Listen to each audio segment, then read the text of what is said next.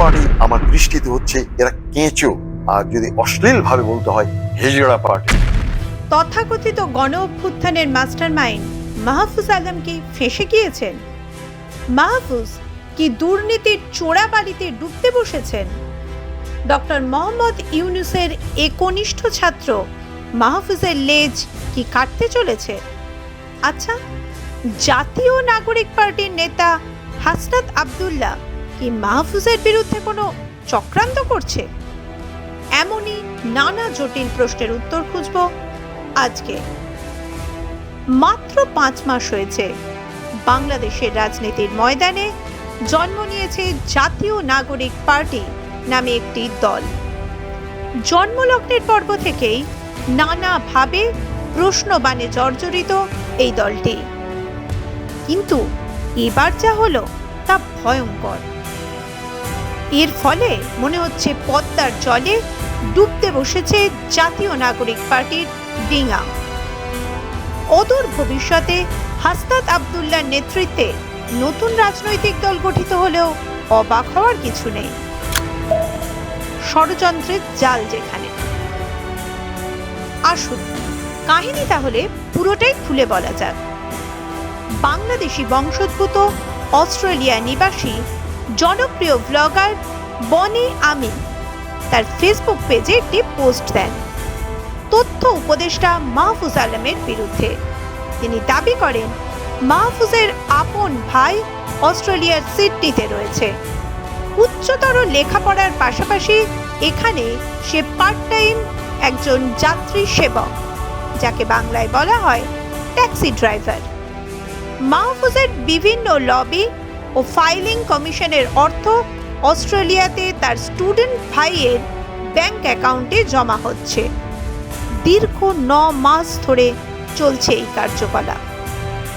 গত 24/7/2025 middle east থেকে একটি 6.5 কোটি টাকার লেনদেন অস্ট্রেলিয়ার গোয়েন্দা সংস্থার নজরে আসে। অস্বাভাবিক আর্থিক এই কার্যকলাপের দায়ে মাহফুজের ভাইয়ের ব্যাংক অ্যাকাউন্টটি জব্দ করা হয়। বিষয়টি বর্তমানে তদন্তের অধীনে, তাই বিস্তারিত আপাতত চেপে যেতে হচ্ছে। বনি আমিনের আরও দাবি, বাংলাদেশে অবস্থানরত প্রতিটি সমন্বয়ক এবং তাদের ঘনিষ্ঠ আত্মীয়দের আর্থিক লেনদেন, ব্যাংক অ্যাকাউন্ট এবং সম্পদ বিবরণী একটি জাতীয় পর্যবেক্ষণের আওতায় আনা হোক। এর আওতায় তাদের বাবা, মা, ভাই, বোন, স্ত্রী, শ্বশুর, শাশুড়ি, শ্যালক, শ্যালিকা সবাইকে অন্তর্ভুক্ত করতে হবে। এখন প্রশ্ন, বনি আমিনকে এই তথ্য কারা সরবরাহ করছে? সদ্য জন্ম নেওয়া জাতীয় নাগরিক পার্টিকে প্রশ্নবিদ্ধ করতে কারা ষড়যন্ত্র করছে? অপেক্ষা করুন, উত্তরের ইঙ্গিত মিলবে। বনি আমিনের এই ফেসবুক পোস্টের পরেই তথ্য উপদেষ্টা তথা গণ অভ্যুত্থানের মাস্টারমাইন্ড মাহফুজ আলম নিজের অফিসিয়াল ভেরিফাইড ফেসবুক পেজে একটি পোস্ট দেন। মজার বিষয়, সেই পোস্ট আবার আধ ঘন্টার মধ্যে এডিটও করেন। প্রশ্ন হলো, কি এডিট করলেন তিনি? কি বাদ দিলেন? সেই বাদ দেওয়া অংশেই কি লুকিয়ে রয়েছে অন্য কোনো সূত্র? মাহফুজের লুকোনো ইঙ্গিত। মাহফুজ প্রথমে লিখেছিলেন, আজকাল অনেকের লেজ কাটা যাচ্ছে বলে আমার বিরুদ্ধে লেগেছেন। নতুন একটি দলের কয়েকজন মহারথী এতে জড়িত। পরে সবই প্রকাশ পাবে। একটা সার্কেলে প্রায় সবাই দুর্নীতিগ্রস্ত, কিন্তু একজন কোনো টাকা ধরছেন না। এটা কার সহ্য হবে? পোস্ট এডিটের পর নূতন দলের কয়েকজন মহারথী হয়ে গেল বিভিন্ন দলের কয়েকজন মহারথী। এতে জড়িত সব ষড়যন্ত্রই প্রকাশ পাবে। পাশাপাশি একটা সার্কেলে প্রায় সবাই দুর্নীতিগ্রস্ত প্রসঙ্গটি বাদ দেওয়া হলো। কেন? মাহফুজ কাদের দিকে ইঙ্গিত করছেন? হাসনাত আব্দুল্লাহ, সার্জিস আলমের দিকে কি? মাহফুজের বক্তব্যে অসঙ্গতি। আসুন এবার দেখা যাক বনি আমিন যে অভিযোগ এনেছে তার প্রেক্ষিতে তথ্য উপদেষ্টা মাহফুজ আলম ও তার ভাইয়া মেহবুব আলমের বক্তব্যের অসঙ্গতি কোথায় রয়েছে। বনি আমিনের অভিযোগ, মাহফুজের বিভিন্ন লবি ও ফাইলিংয়ের কমিশনের অর্থ অস্ট্রেলিয়াতে তার স্টুডেন্ট ভাইয়ের ব্যাংক অ্যাকাউন্টে জমা হচ্ছিল দীর্ঘ মাস ধরে। টাকার অঙ্ক নাকি প্রায় 6.5 কোটি টাকা। এই প্রেক্ষিতে মাহফুজ আলম ফেসবুকে লিখেছেন, তদবিরের কথাই যখন উঠল, একটা ঘটনা বলি। আমাদের এক বন্ধু একজন ব্যক্তিকে আমার ভাইয়ের সাথে দেখা করায়। বিটিভির একটা টেন্ডারের কাজ করে দিলে তারা পার্সেন্টেজ দেবে এবং জুলাই নিয়ে কয়েকটা দেশে প্রোগ্রামের জন্য হেল্প করবে। আমি জানার পর এটা নিষেধ করি। উদ্দেশ্য ভালো হলেও রাষ্ট্রের আমানত নষ্ট করা যাবে না। পরবর্তীতে সে টেন্ডারের কাজও স্থগিত হয়ে যায়। সে ব্যক্তি কনভারসেশন রেকর্ড করে একজন সাংবাদিককে পাঠায়। সে সাংবাদিক যোগাযোগ করলে আমি বলে দিই, ভাই আমার এই কাজ করেনি, আর ওই লোক ফাঁসানোর উদ্দেশ্যেই জুলাইয়ের প্রোগ্রামের কথা বলে এ কাজ করা হচ্ছে।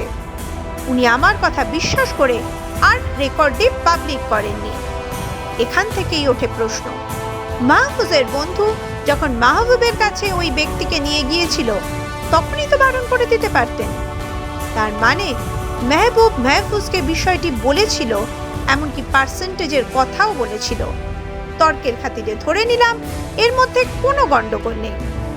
এবার আসি কনভারসেশন রেকর্ডের প্রসঙ্গে। ওই ব্যক্তি কি এমন রেকর্ড করে সাংবাদিককে পাঠিয়েছিল?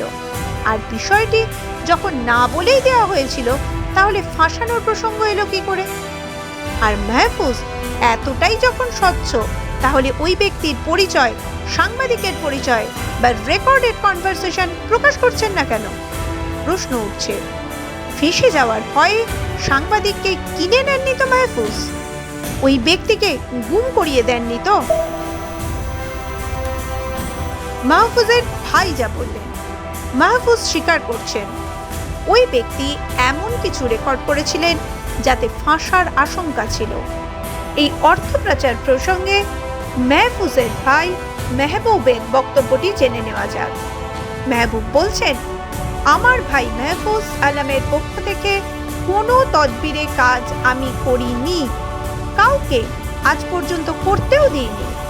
আমার ব্যক্তিগত ও পারিবারিক ব্যবসায় আমার কিংবা আমাদের পরিবারের কোনো আর্থিক লেনদেনের ইতিহাস নেই। আমাদের পরিবারগত ব্যবসা 30 বছর ধরে চলছে। আমার বাবা গত 16 বছর লীগের নিপীড়নের কারণে ঠিকমতো ব্যবসাই করতে পারেননি। আমার বাবা ও মাহফুজের প্রতিষ্ঠিত ব্যবসায়িক উদ্যোগগুলি আমি ও আমার বাবা পরিচালনা করছি। এখানে কোনো অস্পষ্টতা নেই। সবই বাংলাদেশের আইন দ্বারা সিদ্ধ এবং পাবলিক ইনফরমেটিভ। এই বলে তিনি অস্ট্রেলিয়ার একটিমাত্র ব্যাংক অ্যাকাউন্টের লেনদেনের স্ক্রিনশট দিয়েছেন। প্রশ্ন উঠছে, মাহফুজ ও তার বাবার যে পারিবারিক ব্যবসা রয়েছে সেই অ্যাকাউন্টগুলির স্ক্রিনশট কেন দেওয়া হলো না? অস্ট্রেলিয়ায় মেহবুবের অন্য কোনো ব্যবসায়িক অ্যাকাউন্ট নেই তো? তার প্রমাণ কোথায়? প্রশ্ন আরও আছে, যেখানে মেহবুব জানতেন মাহফুজকে তদবির করে কোনো কাজ হয় না, তা সত্ত্বেও রেকর্ডিং প্রসঙ্গ বা ফাঁসানোর প্রসঙ্গ, এমনকি নতুন দলে কয়েকজন মহারথী, এই সমস্ত প্রসঙ্গ এলো কেন? না, এই বিষয়েও মেহবুব কোনো স্পষ্ট উত্তর দেননি। আর জাতীয় পার্টি আমার দৃষ্টিতে হচ্ছে এরা কেঁচো, এরা কাদা খেয়ে কাদা হাগে, এদের কোনো মেরুদণ্ড নেই। কেঁচোর যেমন মেরুদণ্ড নেই, এদের কোনো মেরুদণ্ড নেই। আর যদি অশ্লীল ভাবে বলতে হয়, হেজড়া পার্টি, জাতীয় হেজড়া পার্টি অর্থাৎ জাতীয় party. That's all. They should not come to power, they should not even রাজনীতির র তাদের উচ্চারণ করা উচিত না। বনি আমিন নিজেকে মাঝে রেখে দুপাশে ডক্টর তাসনিম জারা ও হাসনাত আব্দুল্লাহর ছবি দিয়ে আরও একটি পোস্ট করেন। সেই পোস্টও বেশ কিছু ইঙ্গিত দেয়। তিনি লিখেছেন, ব্যক্তিগতভাবে আমি ওদের দুজনের কাউকেই চিনি না বা কখনো দেখিনি, তবে আমার 12 ঘাটের জল খাওয়ার অভিজ্ঞতা ইঙ্গিত দিয়ে বারবার বলছে যে হাসনাত আব্দুল্লাহ ও ডাক্তার তাসনিম দুজনেই পরীক্ষিত সৎ ও দেশপ্রেমী। বাকিদের ওপর কোনো ভরসা নেই। আমার বিশ্বাস এরা দুজন তাদের ঘনিষ্ঠ কয়েকজন সৎ থাকবে, কারণ প্রকৃত জুলাইকে ওরা বুকের গহীনে ধারণ করেছে। জুলাই বেঁচে থাকবে প্রতিটি সৎ দেশপ্রেমিকের হৃদয়ে। Boni Amin, Sydney, Australia. তাসনিম জারা ও হাসনাত আব্দুল্লাহকে ব্যক্তিগতভাবে বনি আমিন চেনেনি না, কিন্তু তাদের সততার সার্টিফিকেট দিয়ে দিলেন কি করে? কেন? জামায়াত ইসলাম চাচ্ছে আগে সংস্কার হোক, আগে চরিত্র সংশোধন হোক। কি কারণে আওয়ামী লীগকে হটিয়ে দেওয়া হলো সে কারণগুলোকে আগে ঠিক করতে হবে, ঠিক করার পরে না নির্বাচন।